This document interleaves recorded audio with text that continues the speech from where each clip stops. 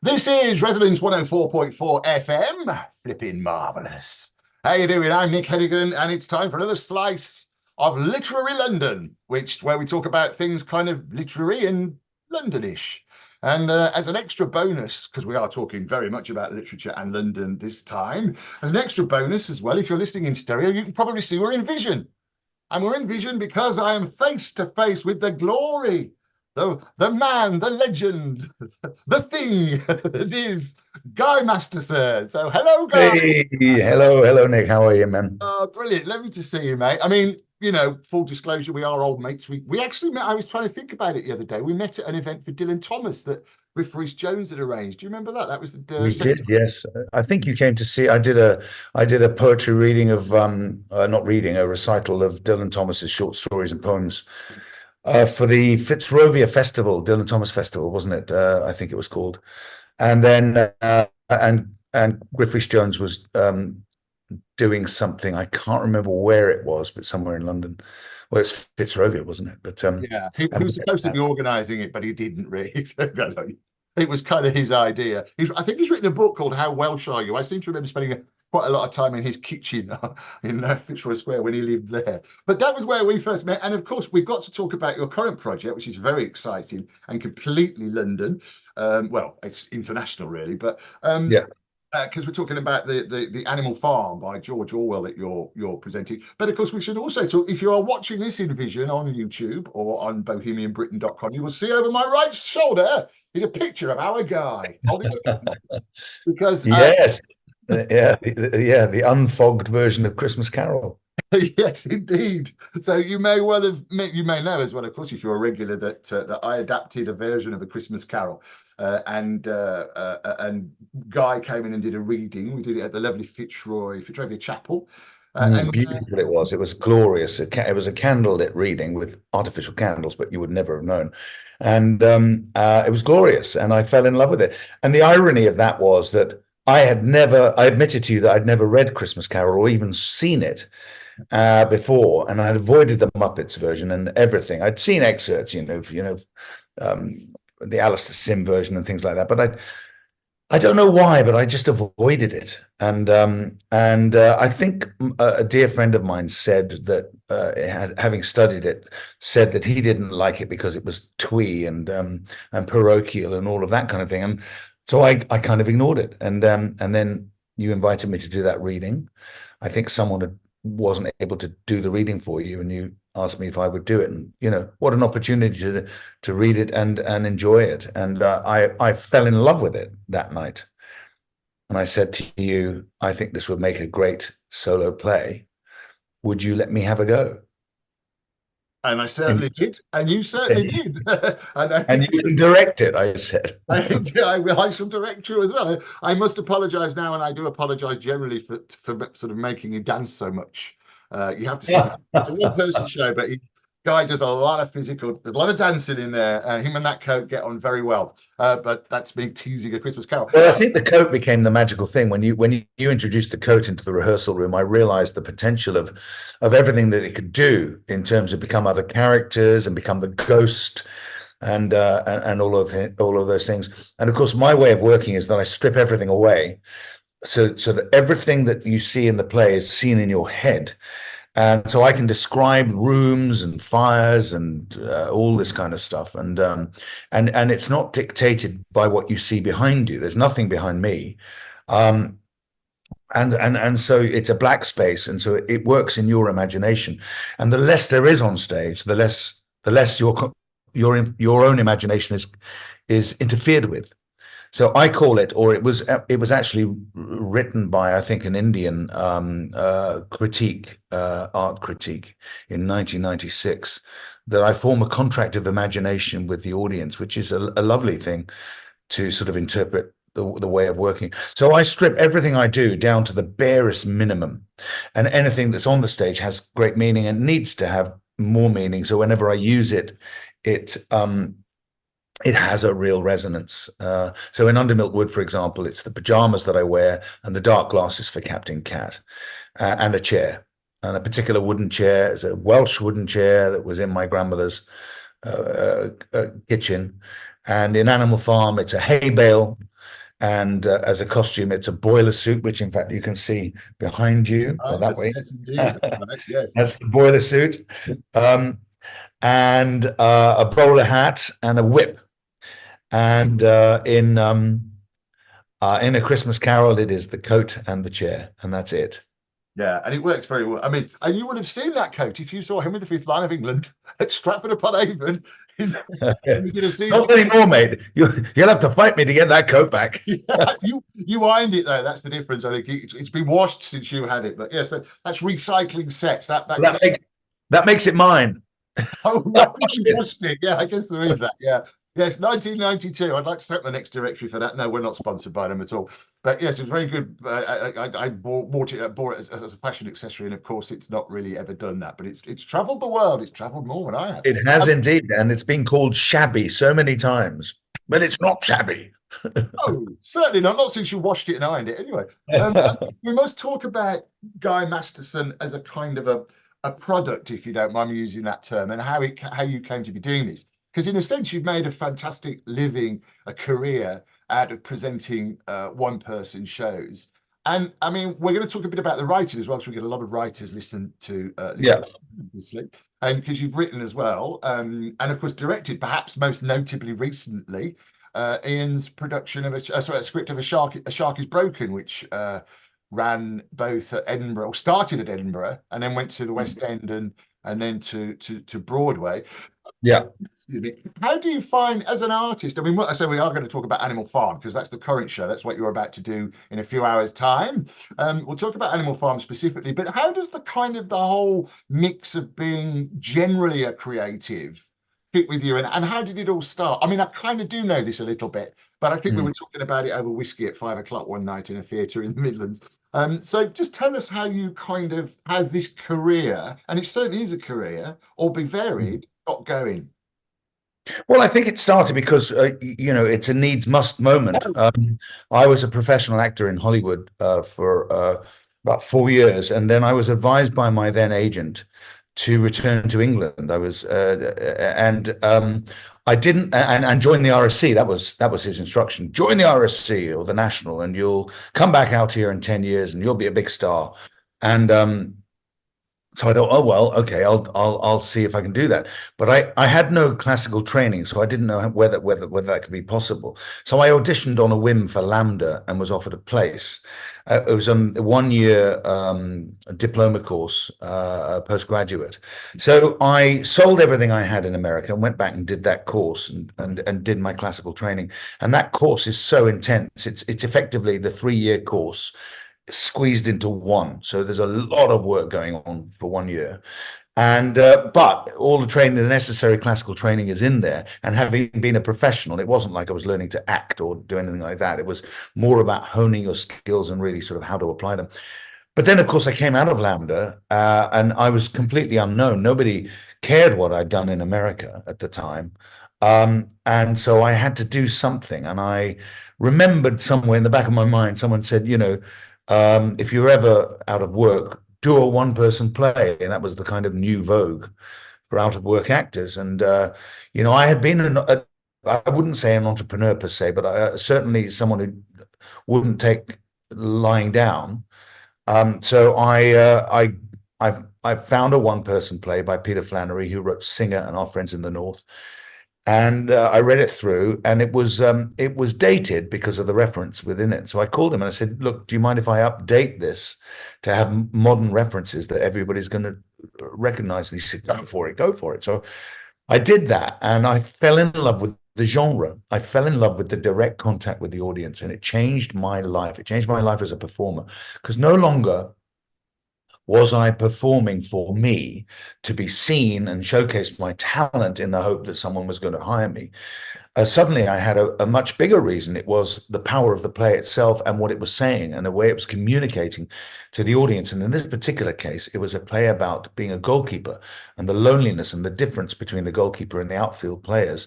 And I dubbed it The Loneliness of the Long Distance Goalkeeper. And I was actually talking very, very seriously to the outcasts of the young of the group of young, those who don't fit in for some reason, or do something different, and are always castigated, and they're accepted whilst they're useful, i.e., they can play in goal, and but the moment the game's over, they are sort of out and friendless and disconnected.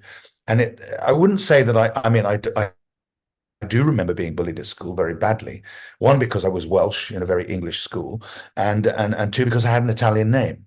So in those days, I was fair game, and I had to deal with that. But it's much the same thing. You feel out. You feel out of the group, unpopular, and it's very hurtful. So this play I found was talking to those kids, and then I started lecturing around this whilst I was performing, and I fell in love with all of that. I fell in love with doing the performance for young people, and I fell in love with talking to them in a class environment and really sort of hitting home, that it's okay to be different. It's okay to stand up for yourself. It's okay to have convictions and not just go along with the group. But then, but as an artist, I fell in love with the genre. And ironically, I did get cast in a big West End production of Cyrano de Bergerac with Robert Lindsay at the Royal Theatre Royal Haymarket, and I was in that for 9 months. And I have to say, it was both the most wonderful experience of my life up to date, because it was a big West End show. But doing 8 shows a week with the same people, who some of whom got really bored of it and were doing all kinds of things to make themselves enjoy it more, and it became very tedious, and I couldn't wait for it to end. And it wasn't about the wage, because the West End wage for me at that time was very good. It wasn't about the wage. It was about what I was doing on stage and what was the meaning of my job, my life. And so I resolved then to do something which meant a lot to me, which was attempt Under Milk Wood as a solo performance. And I'd fallen in love with Under Milk Wood because my famous uncle, who I know you're going to talk about in a second, was Richard Burton, and he'd introduced me to it because he loved it. And I was so taken by his passion for this writer that I fell in love with it. So I thought, and of course we studied it a little bit at Lambda. We did a fundraiser,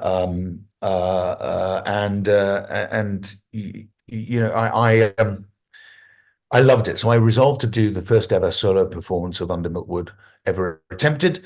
And of course, it was an experiment in what I called physical performance storytelling, which was embodying all the characters without anything on the stage, and do it word perfectly as I could, without any alterations or additions to the text. And that was my project. I had no idea what was going to happen. I had no idea how an audience would take it, or if it could work. As it turned out, it worked, and I honed it, and then took it to the Edinburgh Festival, or was invited to the Edinburgh Festival, actually, to the Assembly Rooms in 1994. And it hit.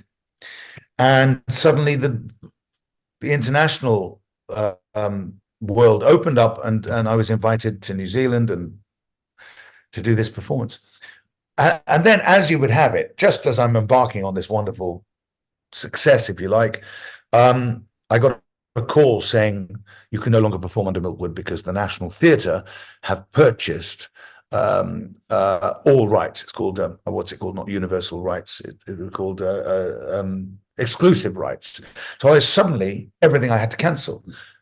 So I had to come up with a new idea, and ironically, it was my girlfriend at the time who said, "Look, why don't you do Animal Farm?" And I went, that is a really good idea. Hadn't entered my head since I'd studied it when I was 14, but then I thought, oh God, got the book, 90 pages long, read it in a couple of hours, thought, yes, I can adapt this in the same style as Under Milk Wood with the central narrator and play the same thing with branching off into the different characters. All I have to do is animate the characters. And change a lot of the narrative into dialogue. So rather than telling us what's happening, I am playing the scenes as all the animals, just like Under Milk Wood. And the remarkable thing about Under Milk Wood is it's all done in the present tense. So we are watching those characters live their lives. So I changed Animal Farm from the past tense into the present tense, and now we watch those animals go through those experiences. So it becomes a very animated, live piece of theatre. It's still a storytelling, but you go from the narrator who sets the scene into the scene, you experience the emotion of the scene, and then you move through the story. And of course, at the end of it, you're as devastated as the animals are.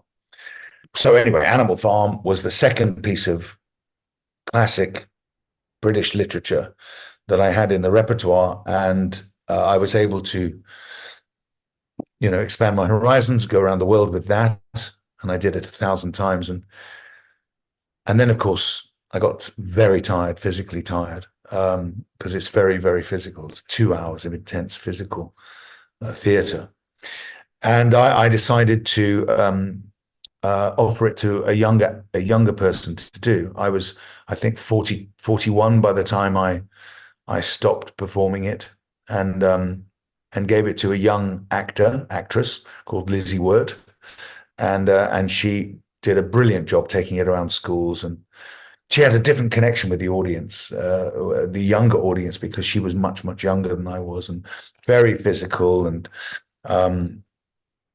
trained ballet dancer, and it added a whole new dimension to it. Yeah, And a few years later, we passed. Yeah, Sorry? I can imagine doing. I mean, actually, I've performed a couple of. I'm not an actor, but I've done a couple of one-man shows, one-person shows myself, and then actually used to, as you know very well, because you helped us produce them in Edinburgh, Edward Fifth Line of England, and Hamlet, Yes. which is up there somewhere, and Yeah. Powers. But there is a remarkable connection with an audience as a solo performer, which perhaps you don't get as an ensemble member. I'm talking to Guy Masterson. I'm Nick Hennegan. This is Resonance 104.4 FM. As I say, flipping marvellous. London's Art Station, it's literary London. We're also, don't forget, on bohemianbritain.com. And if you're listening to this and want to see how beautiful both Guy and I are, then have a look at bohemianbritain.com. Or of course, you can go on YouTube. We're going on YouTube. We're everywhere. Oh, all over the place. Not quite as all over the place as Guy Masterson has been for these last 12 months or so. So you're actually, as we speak, a lot of people I know will listen to this over the years sometimes. But currently, as we stand at the end of January 2024, you're performing the lovely Wilton's Music Hall. Just tell us a bit about that. You've got the overalls behind you as well, and it's Oh yes. No. Yeah. No. Where is it? That's it. Yes, I'm performing Animal Farm here at the stunning Wilton's Music Hall. It's an old music hall, isn't it? I mean, it is. In fact, it's the oldest working music hall in the world. It went dark for many, many years, I think after the war, seemed to be locked up and dusty, and someone opened it up thinking that they were going to be able to develop the building, and then found this beautiful music hall. A stop was put on all development, and instead of developing it, it was protected, and they've managed to repurpose it for live entertainment, which is fantastic. And it is such a beautiful old distressed building, but it does what it does best. It provides a variety of everything from musicals, Christmas shows, proper variety shows, and of course theatre. And for me, the bareness of it, minimal kind of feeling of it. Yeah, absolutely. It still gives some grandeur, and it's got great acoustic. It's a lovely place to do this show. It poses its problems because it's got 2 levels.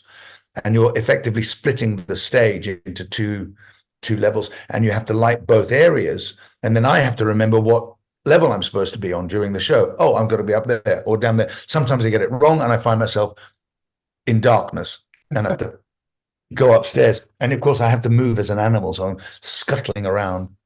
Make sure that's what I'm doing, and I'm here until Saturday night. So just 4 performances left. But I do have one next week at the Arts Depot on the 31st of January. And that's my last performance in London for the foreseeable future of Animal Farm. I will be performing at Bath Theatre Royal May 31st and June 1st. And of course, we'll talk again because Christmas Carol's about to start coming around, isn't it? That's already booking for next Christmas. It is. It is indeed. And what's your relationship like? How do you feel about George Orwell? I mean, what do you think of him as a writer, Orwell? Truly, truly remarkable. The more I read, the more I read some of his work, you realize how prescient he was. He saw it all. He foresaw it all. And even though in Animal Farm it's an allegory which is kind of strictly linked to the events of the Russian Revolution and Stalin's abuse of the ideals of communism, he was effectively writing it to let the idealistic left know that what they believed in, i.e., communism as an ideal, was being abused. And of course, they were refusing to accept that Stalin was doing what he was doing. Was we all know now he's a mass murderer and was a totalitarian. But Orwell had written this allegory just before he died, and as a way of notifying that the great ideal of the social democratic revolution was being abused. And of course, no one believed him. And indeed, Disney purchased, or the CIA, I don't know whether the CIA, purchased the rights to Animal Farm and put out a cartoon version of it with Disney, which changed the ending of Animal Farm, which broke Sonia Orwell's heart because it changed the entire message. It was saying communism doesn't work and we must rise up and fight against it, rather than what Lenin's idea was, which was a social democratic revolution where everybody has a chance. And it's rather than focusing all profit into the hands of a few privileged people, which is effectively where, liberal democracy is intended to be. So for us living in a modern liberal democracy, it points out the hypocrisy of topical politicians and current politicians and the lies that they tell and the speak and the alternative facts that they pump out all over the place. And I kind of drop these in throughout the play in very clever places, so they don't seem forced in, but they seem to work with the narrative, and it reminds the audience that Animal Farm is just as topical today as it was 75 years ago.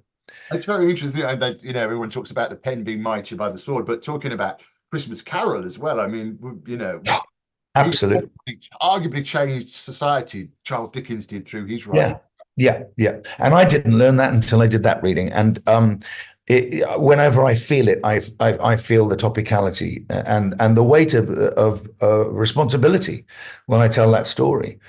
And it has exactly the qualities that I look for in my work. And so that's what draws me to works like that. And I guess they're great for a reason, and that's one of them. So you've been performing show. I won't say exactly how long, but it's been a while now. Animal Farm is currently at Wilton's Music Hall, and it's going to be at the 29 years old today. Oh, good. Thank you for telling me that. I was going to say, how long has it been around for? 29 years. The world premiere was at the Traverse Theatre on Burns Night in 1995.